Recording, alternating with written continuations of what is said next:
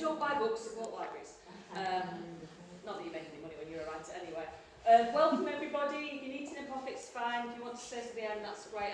What I'm going to do is a bit of a whistle-stop tour. This is the life story, really, of my great-great-great-granddad. That's three greats who lived for 83 years. So trying to pack 83 years into an hour is kind of difficult. So I'll try and reduce it even more, so do it in 40 minutes and not speak too quickly. Hello.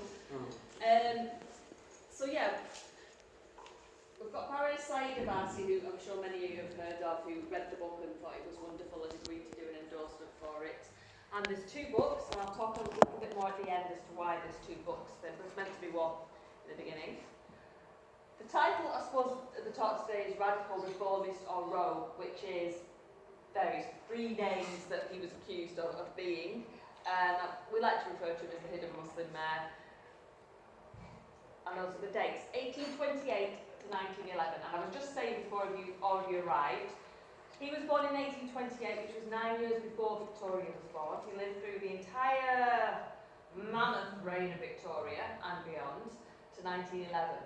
And this is what is written down in history as his history in Stalybridge. So I'm going to be talking a lot about that side of the hills. It's not far, only 15 miles away.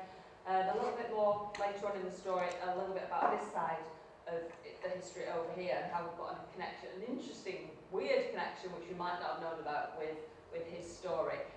Now, again, we knew nothing about this man until 1999 when my dad was made redundant. My dad was a lorry mechanic and he thought, brilliant, I've been made redundant like you do. But he actually did think that, not because we're loaded or anything, but because at last he was free of the shackles of work. And he wanted to throw himself into his family history, and that's what he did.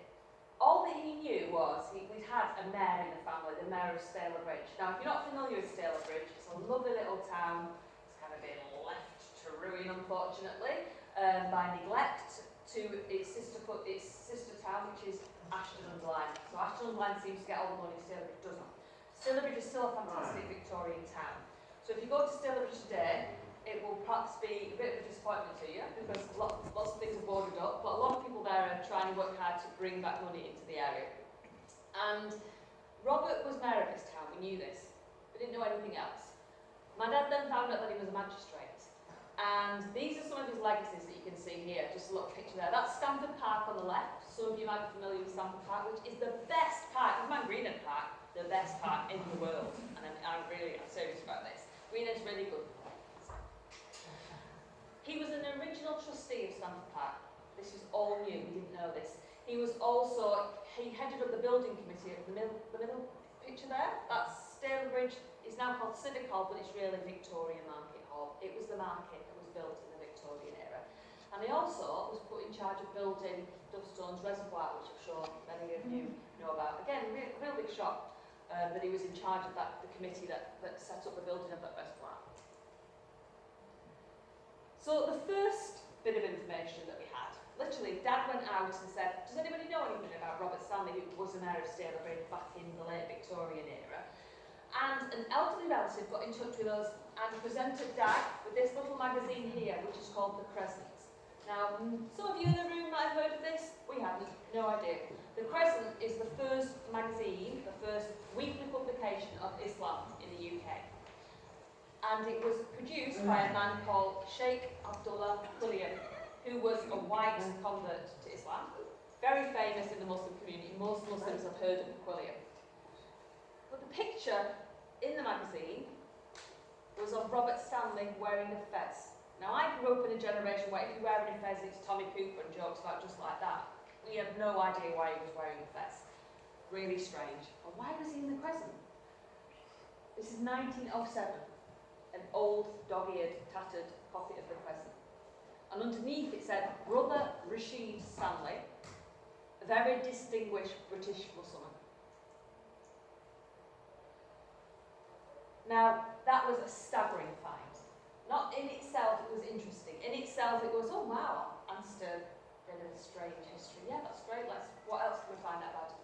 But the reason why it had such an impact on our family at the time was because my brother was also a Muslim.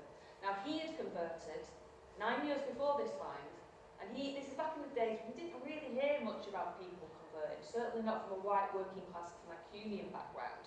He'd always thought, I'm the only person who's ever converted to Islam, which is really hard, but I'm doing it, it's quite lonely, my family think I'm on crackers. And there was his own great-great-great-granddad having done it 100 years before, and nobody had known about this in our family at all. Complete silence. Even stranger, after we put the word out about, wow, we've just found this out, does anybody else know anything? Another elderly relative got in touch and said, I've got something of Robert Stanley's. We drove down to see him and he presented us with a fez.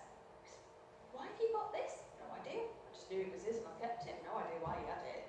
The actual fez in that photograph was kept. The other thing that we found, my granny died shortly after this discovery, in her jewellery box, and don't get me wrong, we don't have big jewellery boxes and collections, we're not well off, but we had this little tie-pin, which my dad knew had belonged to Robert Stanley, and Dad then noticed this was starting present of Islam. And scholars of early British Islam now tell us that that was a pin that people in the Liverpool Muslim Institute wore. I'll tell you a little bit more about that in a minute. Right, this is the strange story of the Christian Israelites. Hands up if you've heard of the Christian Israelites. Tim, I know you know, that's because you've read the book. Yeah, the Christian Israelites, if you're from that side of the hills and you're from Stalybridge or Ashton, you might have heard of them if you're into your local history, but still most people haven't. And they were a fascinating sect. But there is a connection with the area. West Yorkshire. Prophet John Rowe came from Bradford. He was a Bradford boy. He was from a wool-calling family, and he was captivated by Ashton-under-Lyne. Now, the Christian Israelites were basically the follow-on group of Joanna Southcott. Now, Joanna Southcott, the late 18th century, was a millennialist. I can't even say that. The Southcottians was fantastic because it was a group led by women, which was incredibly unusual a bit later on into the Victorian era. Religion was completely dominated by men, but the Southcottians were waiting for the coming of a Messiah. They really believed in the birth of the Shiloh. Some of the men were quite intent on siring the Shiloh, hurrying up the process a little bit, which I'll go into in a minute. But the Southcottians, when Joanna died, gave an entire lecture on Joanna Southcott, because she was fantastic, amazing person. When she died, they needed a new leader. So there were various guys, 6, 7 or 8 of them from across, mainly the north of England, but some from down south as well. There was a big group of Southcottians in Almondbury, which struck me as quite interesting. But there were a lot over Stockport way and Manchester way and certainly Ashton way. And the guy that emerged through this leadership fight was Prophet John Rowe from Bradford. And he had his BDI in Ashton. Now this is because Ashton-under-Lyne was the centre of radicalism. It was the centre of the most hot-headed politics that you can imagine. I mean, Huddersfield was pretty radical. Huddersfield had a pretty poor reputation with the government. Manchester was under constant surveillance from the 1830s onwards from the Home Office. Now, John Rowe didn't go to Manchester for his new flock that he was decided to be called the Christian Israelites. He went to Ashton. Ashton, there was a massive vacuum from the Christian church. The parish preachers there just weren't doing their job. The people were starving. They were creaming all the money from the people. The parish priest of Ashton-under-Lyne actually only came back 3 times in 50 years to preach there. He was the son of the Earl of Stamford, so why did he come to Ashton? Ashton's population was expanding enormously at a massive rate. This is right at the beginning of the Industrial Revolution. Manchester wasn't even referred to as Manchester, it was referred to as King Cotton. No matter all over the world, any newspaper you would pick up, they wouldn't talk about Manchester, they talked about King Cotton. Because forget London, forget Liverpool, it was all happening in Manchester. That was where cotton was booming. Now, he decided to sort of alter, to play around with Joanna's version of the religion, or the sect, whatever you want to call it, and he returned them back to the Mosaic Law. They were much closer to Judaism in many ways than traditional Christian churches. They ate kosher food, they dressed in a certain way that you had to dress in the Old Testament, with only one seam in the clothing. All the men had beards, the locals called them beardies, which is just, quite strange thing. They were all called the beardies, and they weren't allowed to have any image of a living thing in their house, so certainly no mirrors, no paintings, nothing like that. And the men were all circumcised as well, and the baby boys from onwards were all circumcised. So he wanted to build the New Jerusalem, and I mean physically build the New Jerusalem, and he started building the New Jerusalem in Ashton. He built 4 massive gateposts, and you can still see those sites today. One of them was turned into a pub called the Odd Win, named after the Christian Israelites. And that's still there today near what is Tameside General Hospital. So they started doing that, and then they wanted to join the walls up to do a big square around the city walls of the New Jerusalem. And interestingly, this is all set in the context of Robert's journey in life. Robert came to live in Ashton. His family were from the area, from Stalybridge, but they moved to Cardiff. At the age of 10, Robert was one of 10 children, and he was sent back up to Ashton-under-Lyne to his Uncle John. Uncle John had made a fortune. Robert's mum and dad were poor as church mice, and it was times were really hard at this point, 1838. Robert was sent up at the age of 10, started working at Uncle John's shop. Uncle John had made a fortune from iron. What do the cotton factories need? Iron for the machinery. So Uncle John was a Christian Israelite. Before that, he'd been a South-Cottian. Straight away, you can follow what John Rowe did. The prophet decided who were the richest men in the town that will believe in my particular form of Christianity. And John Stanley, hands up. So John Stanley was appointed one of 4. They were called the number 4 that surrounded the prophet. John Stanley paid for this. This doesn't do it justice. This is the sanctuary of the Christian Israelites in Ashton, which later on became the Star Cinema in the 1920s. It's not there anymore, unfortunately, but it was an absolute sumptuous, amazing building, filled with brass and silver, and you can see, perhaps you can see there, very much sort of synagogue style. John Stanley bankrolled this. This cost £750,000 in today's money. And Sarah, his wife, who's written about, the prophet left all these diaries, interestingly. Sarah was written about by the prophet as well. They didn't get on with her at all. So part of the research that I've been doing over the last year is why did the prophet hate Sarah so much? I'm pretty sure it's because she felt that he'd taken the children's inheritance, which is why we're poor. Because all our money went to these massive big Christian Israelite buildings. And all of this we found out just through this story unfolding from the Crescent. Because in the Crescent, Sheikh Quillian interviewed Robert and asked why he decided to become a Muslim. So Robert basically told his story. Didn't give any of this, just told basic facts. I came to Ashton, I worked as an apprentice, And so he had to unpick all of this in the archives, which is very difficult to do if you're from a working class family, because nobody wrote anything down. So again, this is the interesting bit for me, putting the two together, knowing a little bit about Christian Israelites already, and Robert's journey towards becoming a Muslim, was that he would have felt quite familiar with Mosaic law to begin with. So later on in his life, he converted quite late on in his years. He would have felt quite a strong familiarity there between Islam and Judaism and the Christian Israelites. This is the interesting bit. Does anybody remember a BBC TV series, 1990s, Mr. Rowe's Virgins? Yeah, so that was by a fantastic author from Ashton, who wrote Mr. Rowe's Virgins, based on the 7 Virgin scandal. Now what happened, well, I spent far too much time doing this because I got really excited. What happened was John Rowe was nearly murdered twice in the sanctuary here in Ashton.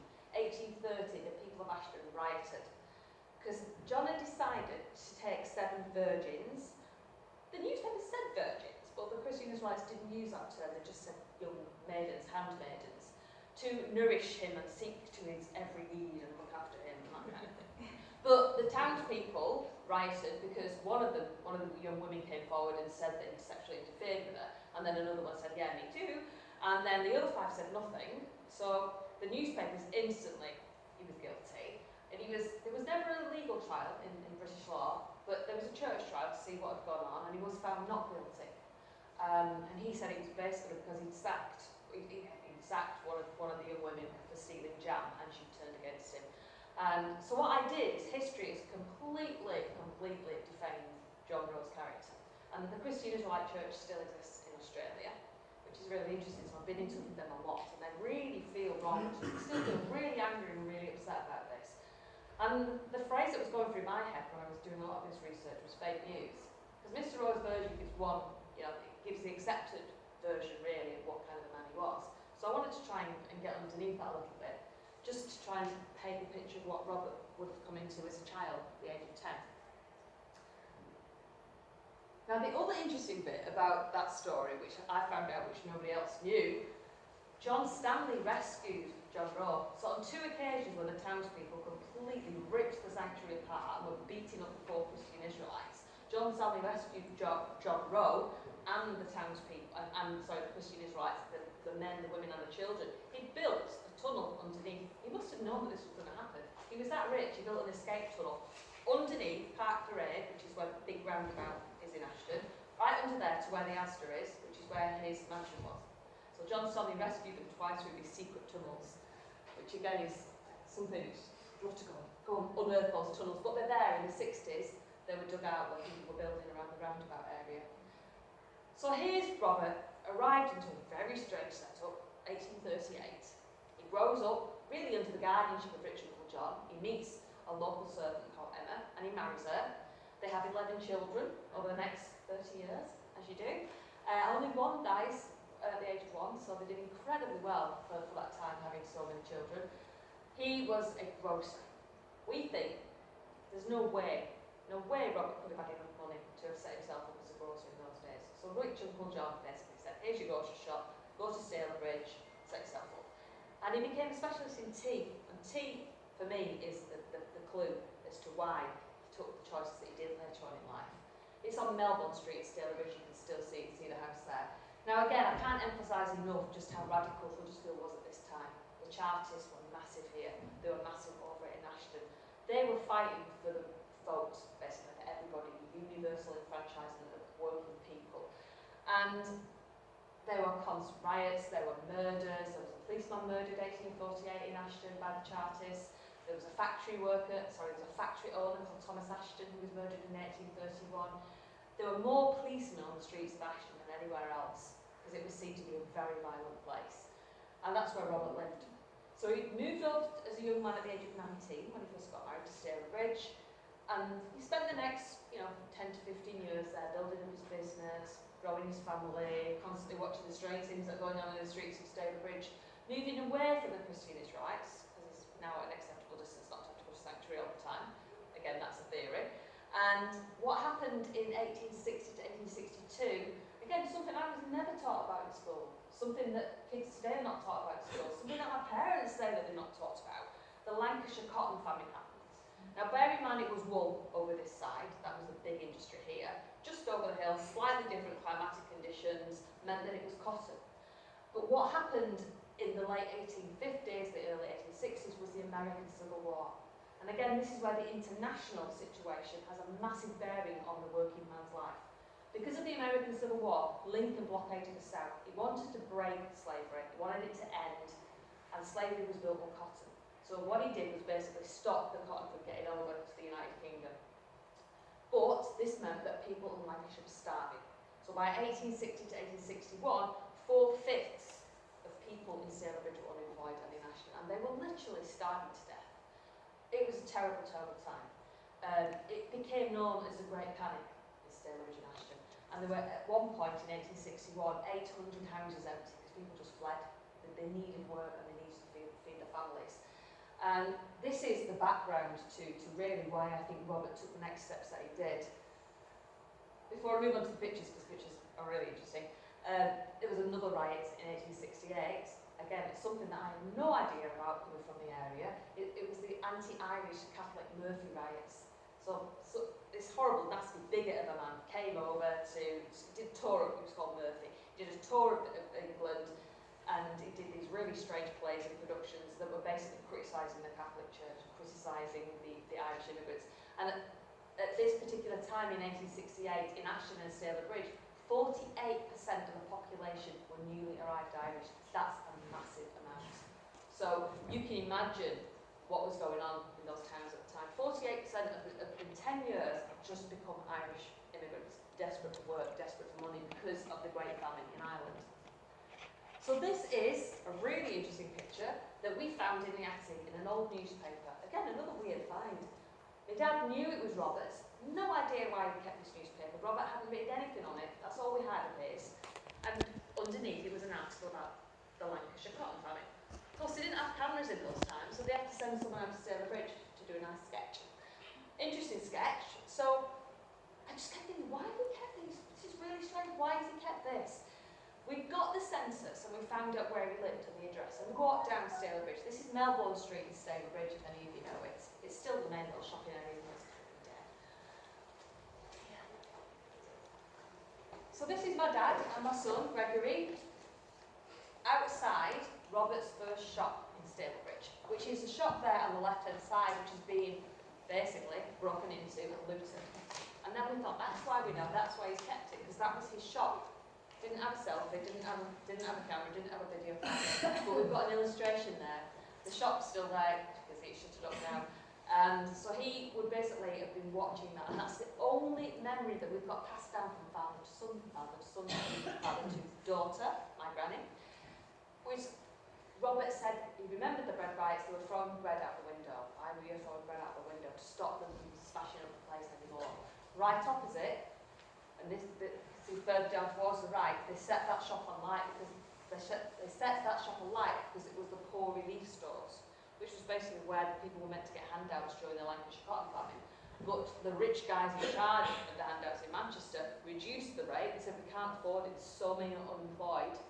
So many unemployed in Sailor Bridge, you're going to have to take less money. In fact, you're not taking money, you're taking tickets, because you can't be trusted because you'll all go drinking, go to the pub. So they set that one alight and they nicked all the clothes, and as you can see, this is, 30, 40 years after Peterloo. Peterloo was 1819, this is 1863, and we have armed guys on horseback here coming down slicing at the people with swords, and those swords are still on display today in Sailor Bridge Civic Hall. You can go and see them. And I did this talk this week in Sailor Bridge and nobody knew about it. Certainly not what had gone on in the bread riots. But Robert would have been watching this. Now, we know that same year he became a magistrate. So my theory is he became a magistrate because he just realised law and order was such a massive problem and he wanted to see what he could do to help. So these are the years he was mayor. He elected mayor twice, 74 to 5 and 75 to 6. He was the chief magistrate when he was the mayor, and before he became the mayor, he was actually called to Parliament as an expert witness. She's like, wow, this is amazing, we had no idea. So I went down to the Parliamentary archives, got the actual select committee that he spoke in front of. It's pages and pages and pages of questions. Questioning him, this guy from Sailor Bridge, what does he think about the secret ballot? Because at this time in history, there was no secret ballot. If you were lucky enough as a working man in a factory, working man, not woman, to get the vote, you'd have to go in front of hundreds of people in your local area, stand up and make your mark on a board for which candidate. And the candidate would usually be Liberal or Conservative. No Labour Party at this point in time. So Liberal or Conservative. Now the Conservatives, which Robert belonged to, were the party of the working men at the time. The Liberals were seen to be